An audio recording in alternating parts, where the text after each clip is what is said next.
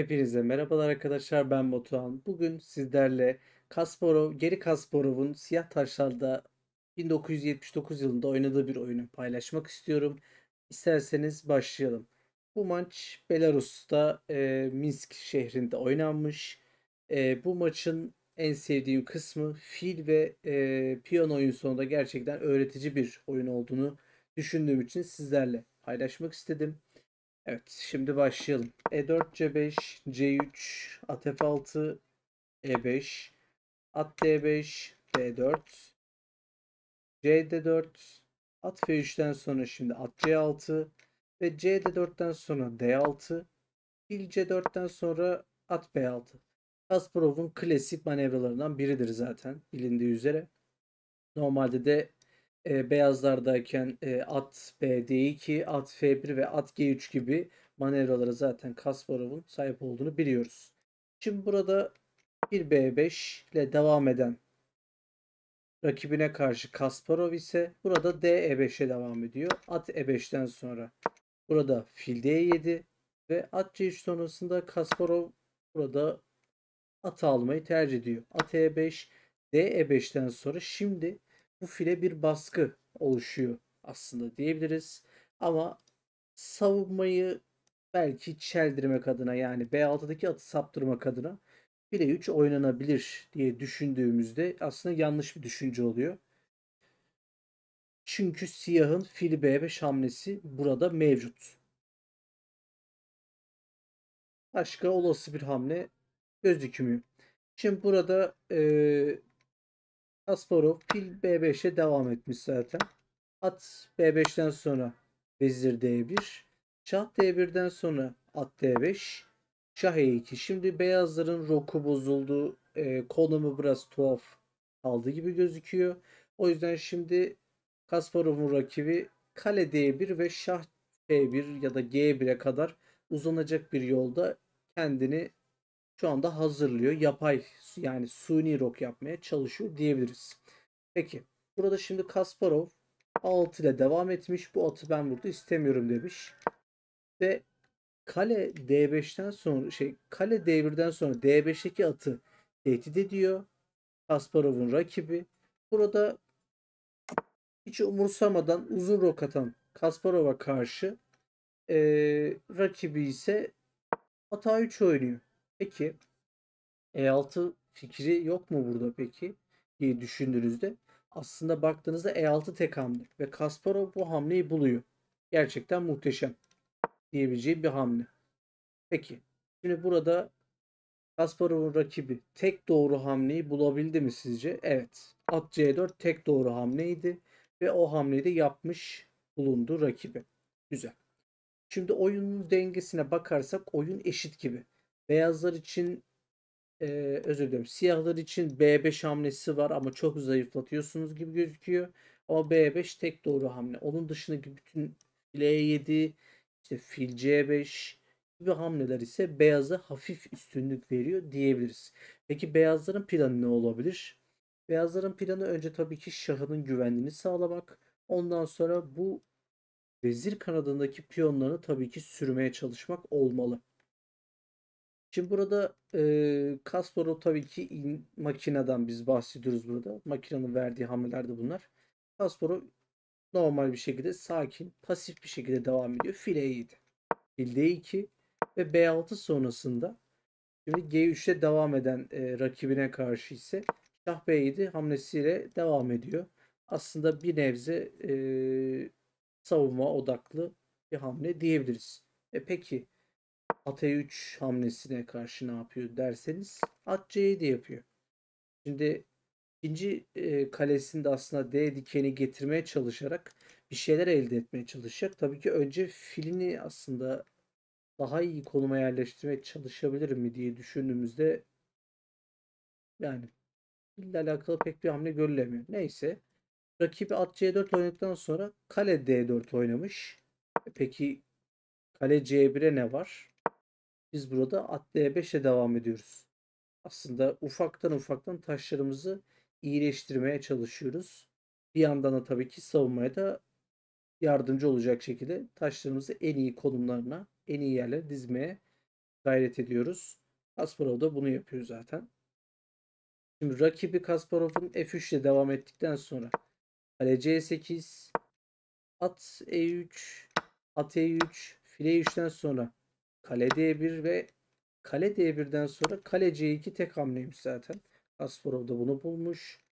Kale D2'den sonra kale D2 ve şah D2 sonrasında fil oyun sonuna kalmış olduk. Evet. Buralar gerçekten benim etkilendiğim ve öğretici olduğunu düşündüğüm bir oyun sonu. Şimdi burada düşündüğünüzde rakip ne yapabilir? Siyahlar için konuşuyorum. Şah C6 işte filini daha iyi konuma yerleştirebilmek adına ki bu fil burada pasif kaldı farkındaysanız.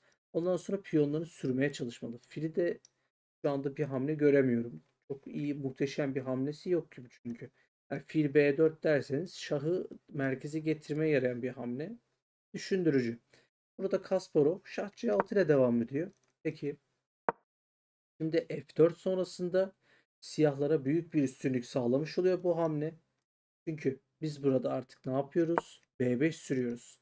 Rakibin aslında bizim iki tane piyonumuzun olduğu kanattan yani vezir kanadından bir yani piyon sürüşü yapması gerekiyor ki hatta bu fili kısıtlaması gerekiyor ki bence A3 ve B4 hamleleriyle çünkü bu filin kısıtlanması demek rakibinizin bir fil eksik oynaması demek.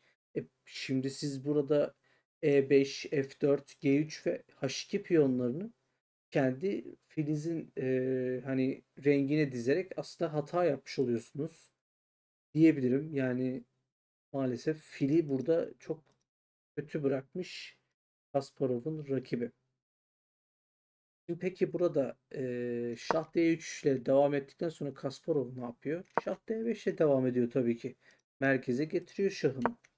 H4 sonrasında H5 oynuyor. Kasparov burayı çok doğru oynuyor. Piyonların mümkün olduğu kadar yollarını kesmeye çalışıyor ve farkındaysanız siz bunu yani filin yolunu açmak adına böyle bir hamle yaparsanız piyon kaybediyorsunuz.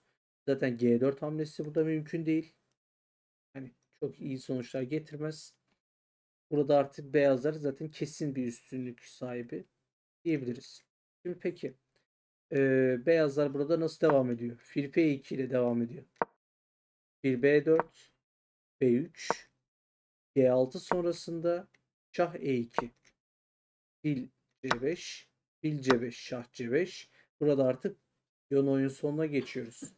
Peki burada şimdi siyahlar üstünlük sahibi mi? Evet.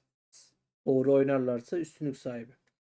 Şimdi burada beyazlar şah D3'le devam ediyor ve gerçekten kötü bir hamle diyebiliriz. Ve kaybettiren hamle de açıkça bu diyebilirim.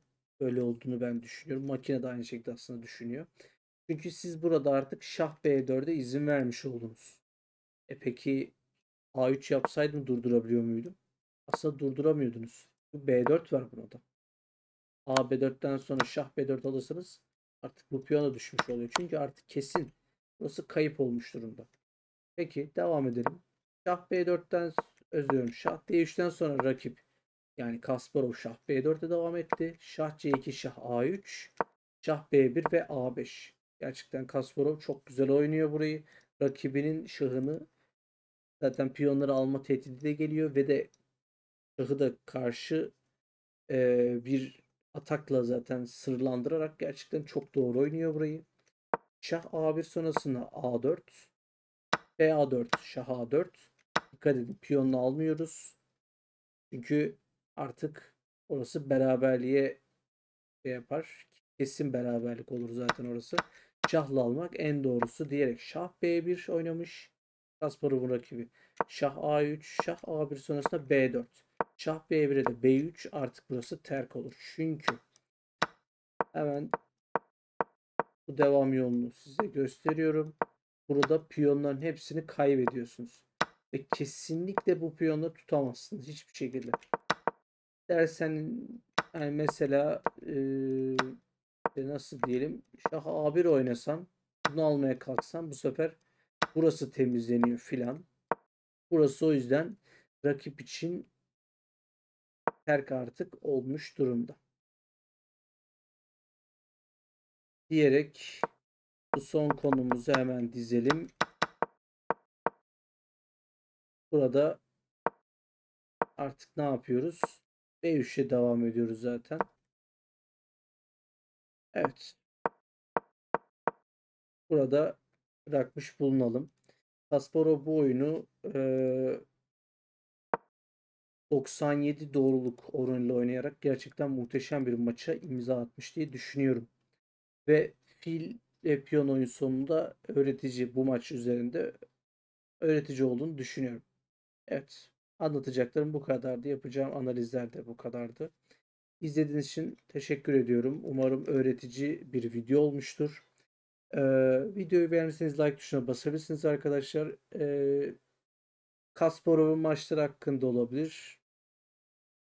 Ya da bu maça üzerinde de olabilir. Düşünceleriniz varsa da yorumlar kısmında belirtebilirsiniz. Ve de içeriklerimden, analizlerimden memnunsanız abone de olabilirsiniz arkadaşlar. Diyerek izlediğiniz için teşekkür ediyorum. Kendinize iyi bakın. Sağlıcakla kalın.